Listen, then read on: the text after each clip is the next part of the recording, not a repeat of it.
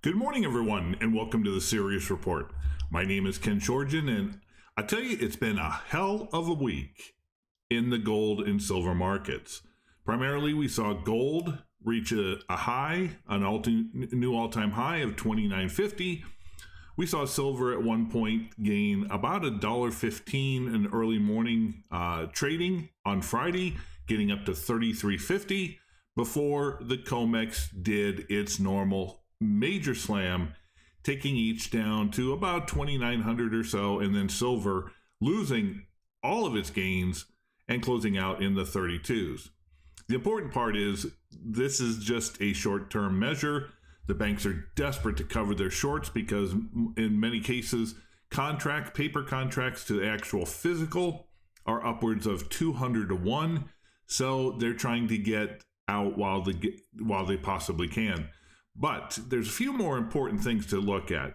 And I'm taking consideration a number of different factors, a number of different sources that are pointing towards what Paul has implied for many years, that once the physical has been drained from the West, the game is over. So with that in mind, we're going to take a look at a few of these sources and some of the implications behind it. Now, of course, the most important is London. The City of London, the Bank of England, has been the primary determiner of the price of gold, at least in the West, for nearly or more than 100 years. I can't remember the exact date. It was the early 1900s. But with this being said, since London does have the London price setting twice a day, it's got the primary London gold pool, the LBMA. It appears that much of it has, China's been using Switzerland as its primary conduit to ship gold, physical gold, from the West over to the East, and been doing so for primarily with Switzerland for the past 4 years, going back to the time of the pandemic.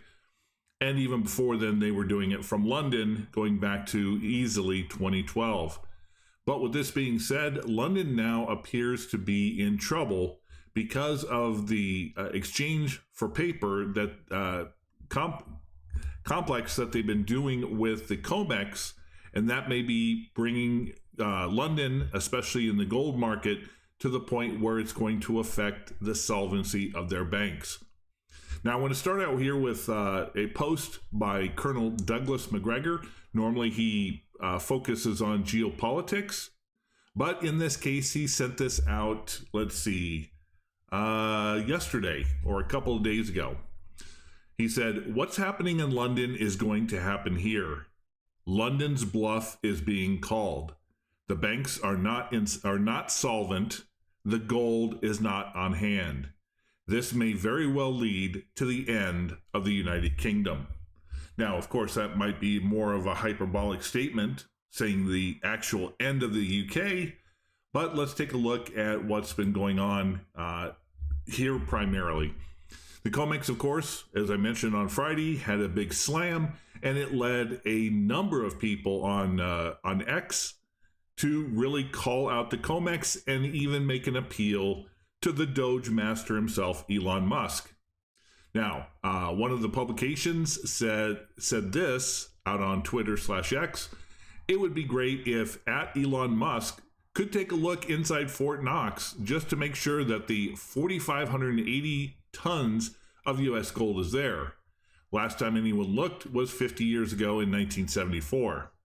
Musk decided to respond to this and asked, "Surely it's reviewed at least every year."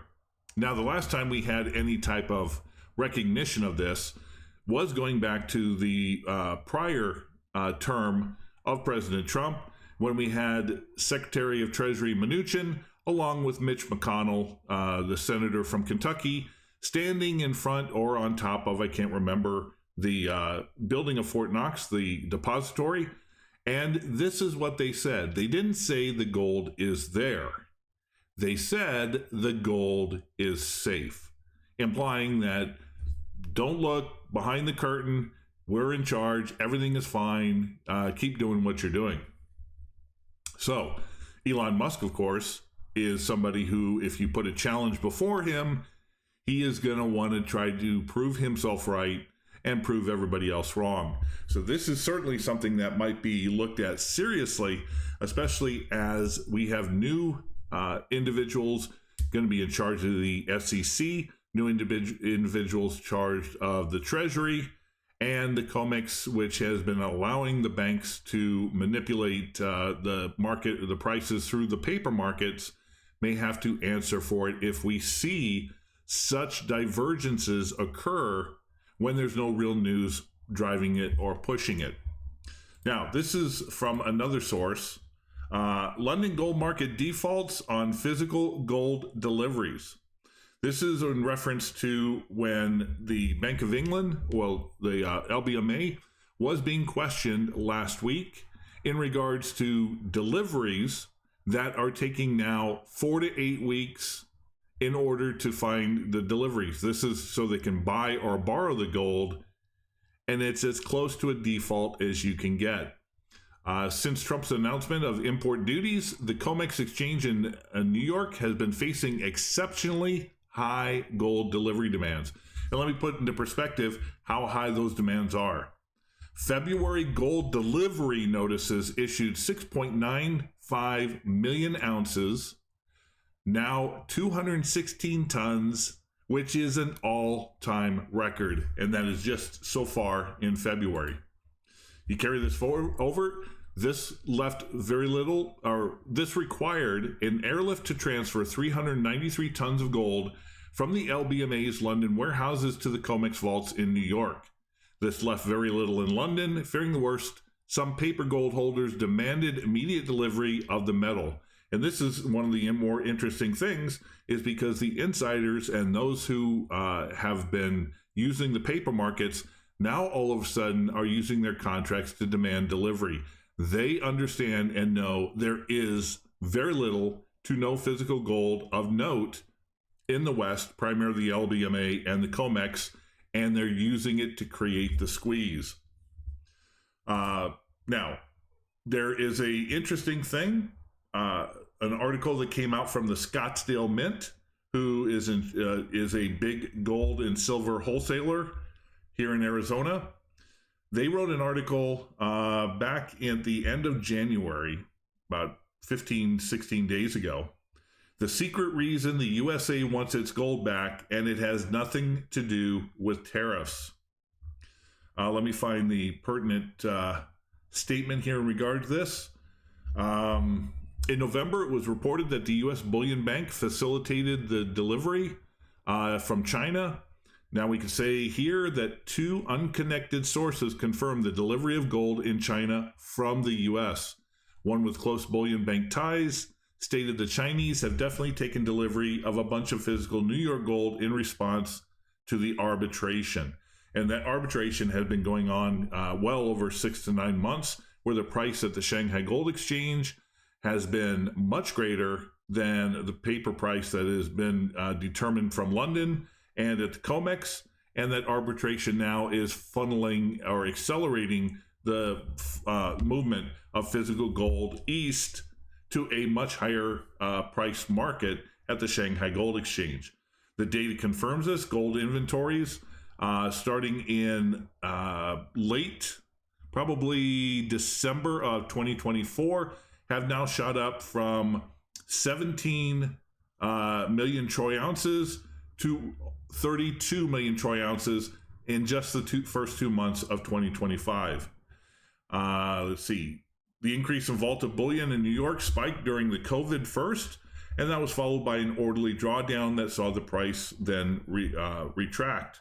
However, revealing something more strange, New York demand for London metal has been increasing since August of 2023, when we started seeing the exchange for paper process go. And this is despite the increase in metal only visibly manifesting in 2025. So something big is happening, and you're going to start seeing wild and violently wild extremes happen in the gold and silver market. One thing of note, Peter Schiff made this point on his website in an article. Even with gold reaching a new all-time high, the gold to silver ratio is still at 90 to 1, 90 to 1. That is aberration. It shouldn't even be close to that. And especially during a bull market, and this is beyond just a standard bull market. This is a collapse event, a default event. We're going to see silver at one point accelerate to bring that ratio down more to about the 50 to 1, maybe even getting into the 40s or 30s to 1. And if that happens, then all hell is going to break loose. Anyway, just want to thank everybody, as always, for being a part of the Sirius Report community. Thank you for all of your support. Don't forget to like, share, subscribe, comment, send this out to anybody you think it might be important to. And until the next time we get together, have a good day.